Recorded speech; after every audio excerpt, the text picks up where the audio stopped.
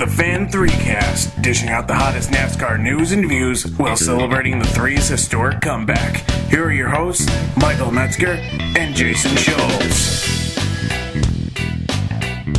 Boy, hopefully they have aired out the Richmond International Raceway after this past weekend's events, because they, Jason, for lack of a better word, were stinkers. Definitely not two of the most interesting races we've seen this season.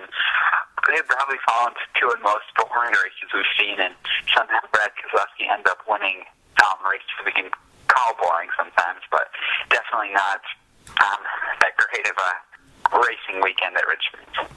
You had Kyle Busch Friday night lead all 250 laps, which was a very impressive feat. I got to listen to the radio call of it. I didn't see him on TV, but it sounded like he had it pretty locked down from the start. Yeah, he was strong in qualifying, got the pole, just had everything going for him, and ended up in victory lane. And I had a feeling he was going to do something great this weekend, so I picked him, and he proved everyone right who picked him, because he definitely had a very strong performance.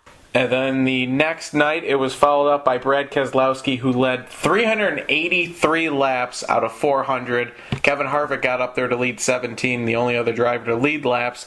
Pretty dominant performance. That was the most laps led at Richmond since Denny Hamlin led 381 laps in 2008, which is just a crazy stat, and then crazy that Keselowski could actually beat it. And since Keselowski was already in the chase, him winning had no bearing on anything. But we had Greg Biffle, who tried in all his power to not make the chase, give that position up to Clint Bowyer, but he was able to hold on despite a 19th place finish in a very blah performance.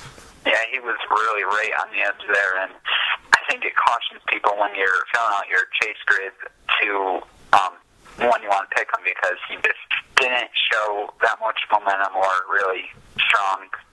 He didn't have that strong of a run, so he may just barely made the chase, so it might just be a tough few weeks for him, because he definitely has not built up any momentum over the last few weeks to really get him into making a contender. Well, the other driver that came in possibly on the bubble and possibly not making it was Ryan Newman, and he did what he's done all season long, which was be consistent. He got a top 10 finish and then was able to walk away in the chase. And you brought up Biffle in the chase. I think Newman could go a little far in the chase, but not very far, with just how consistent that team has been. Yeah, he's definitely been one of the most consistent drivers we've seen all season long, and the thing, we'll discuss our chase grids later, but for right now, my thoughts on him getting far, I just don't know if he'll be able to outrun some of the other guys that are definitely going to be really strong and really consistent, just like he's been for most of the summer. And the driver that I talked about that missed the chase was Clint Bowyer. And it'll be interesting to see what kind of, I had fallout written here, but what that team will do in the final 10 races. And listening to Clint Bowyer's conversation with reporters after the race and kind of hearing about what the team's doing, is they got some changes coming. And I don't know if that means personnel or if they're going to change up how they're working on the cars, maybe bring different cars, new cars, or what. But it poses the interesting question of teams like that, maybe like Kyle Larson, who was another one that was up there and close but missed it. Are they going to just use these last 10 races kind of as glorified test sessions, or they're just going to kind of go for broke and try to ruin other people's chase grids? The best option for them, knowing that we'll return to all these tracks next season, is to just try some new things out, build up some momentum, gain some knowledge, and for Larson especially, just get some laps on the track, really learn. He doesn't have anything to go for, so just using, like you said, next 10 races as a test session, I think that will benefit the driver just the most. Now, I talked about this on the site, startandparkblog.com, earlier in the week, but Jason, I kind of wanted your 2 cents on this. So Michael Waltrip Racing last year had what they thought after the race, 2 entries into the chase and then one that had missed it because they just had circulating drivers in the 55.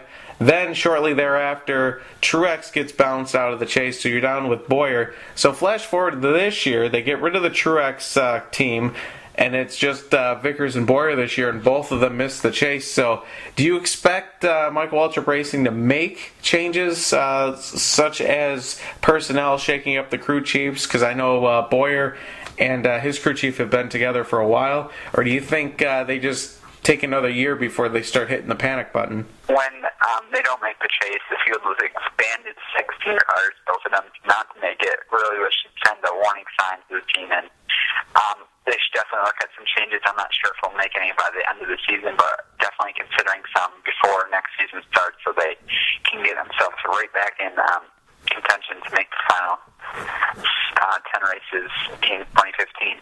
So shifting gears here, I love that racing pun to get to the next topic, but we'll take a look at the power rankings.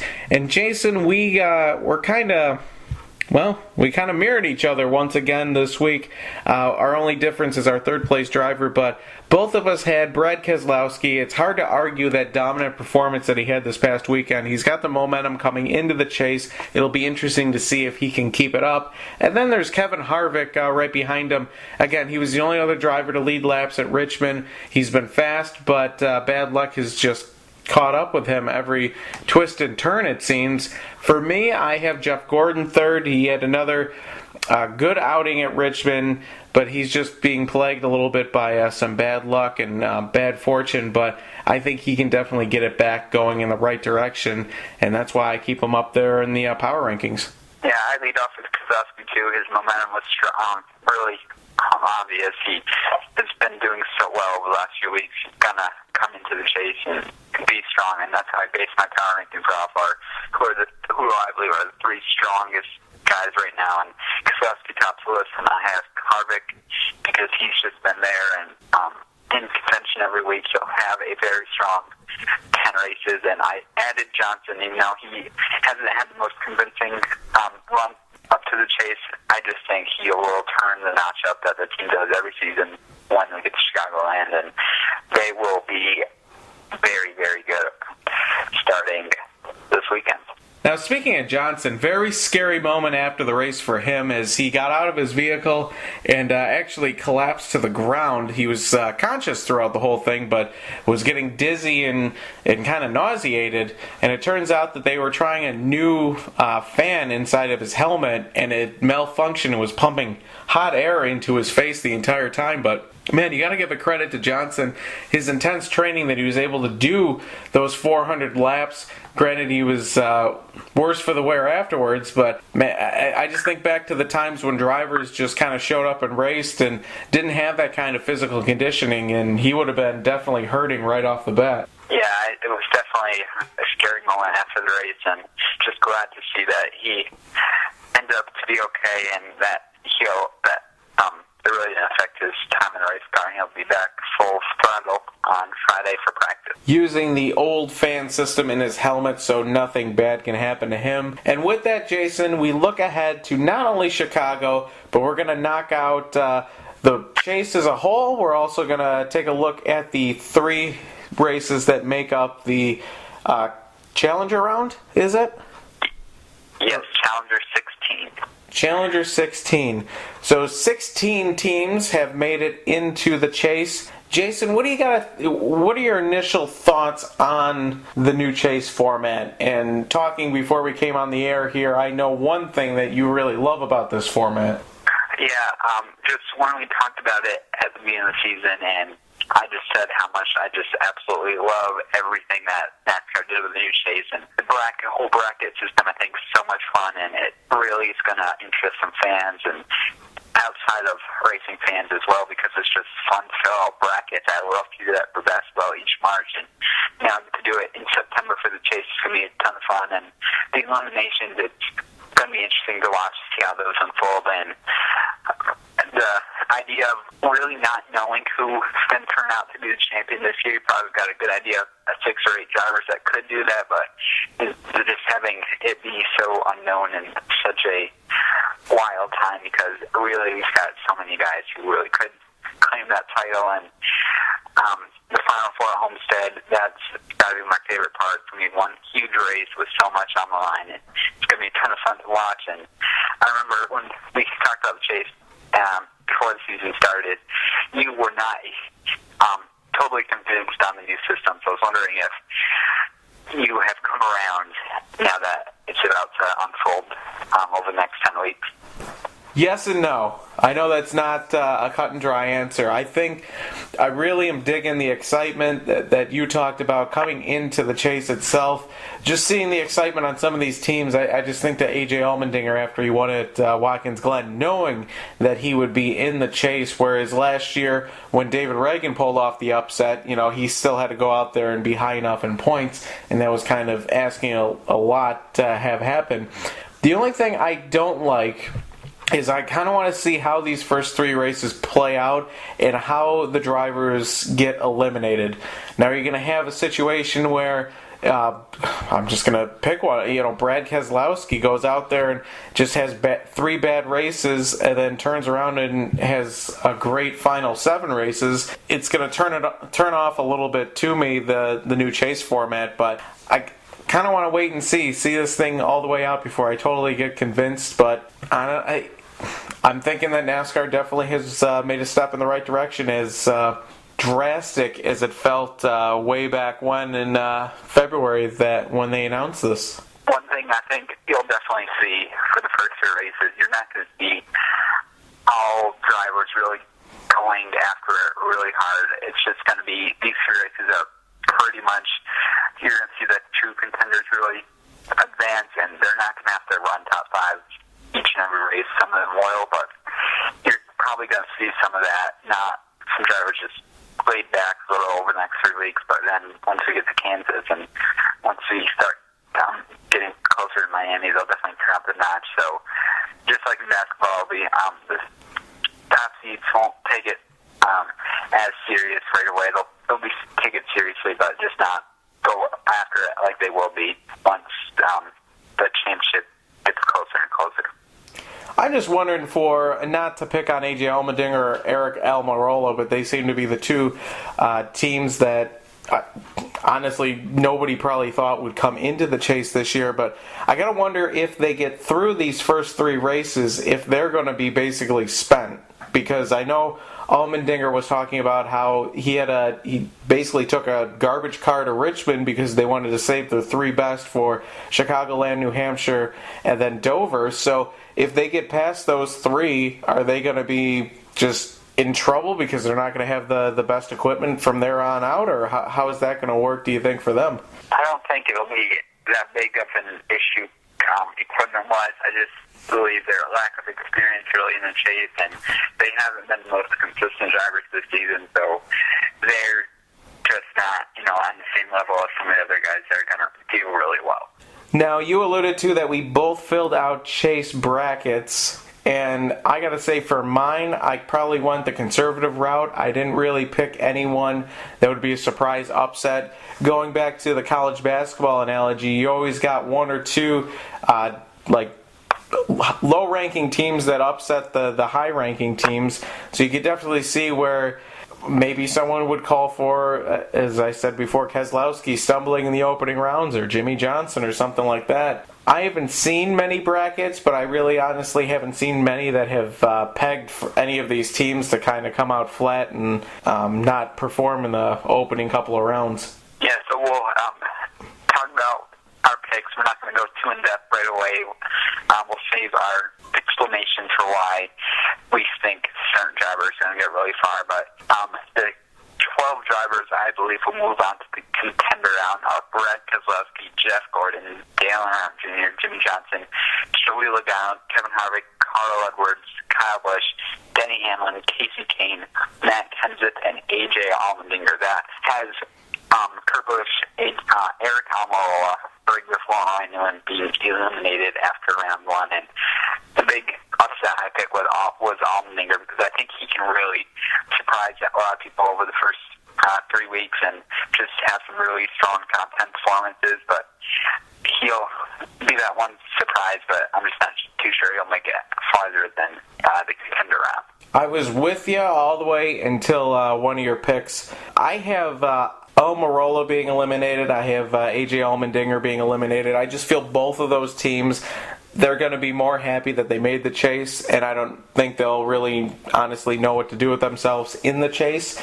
I also have Greg Biffle getting eliminated. He's just been decent this entire year. In Richmond, I think when the pressure was on and they needed to perform, that team kind of came up short. And side note on that, I just think it's funny that in my mind, I still think that Roush Fenway Racing, I should say, has been struggling. They got 2 out of 3 teams in the chase. So think about that one, but they're in for a world of change when Carl Edwards leaves next year. And then kind of my big surprise getting knocked out in the first round is Matt Kenseth. I'm not sold on the consistency that he'll need to advance in these 3 races. If you look back at the last handful of races for Kenseth, it's been sort of feast or famine. He's either finished second or he's finished 38th, or this past weekend 41st. So I don't think I think that's just spells danger for him and his team.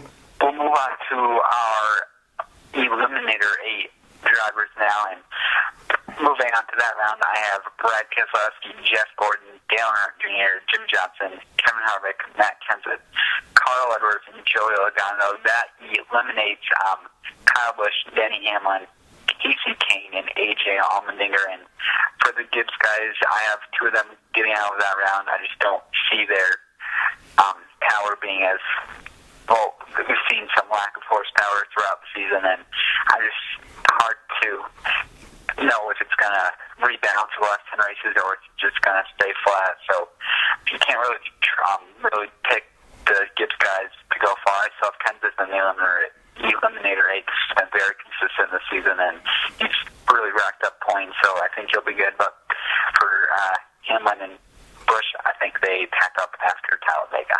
I got Carl Edwards being eliminated, kind of the same thing with Biffle.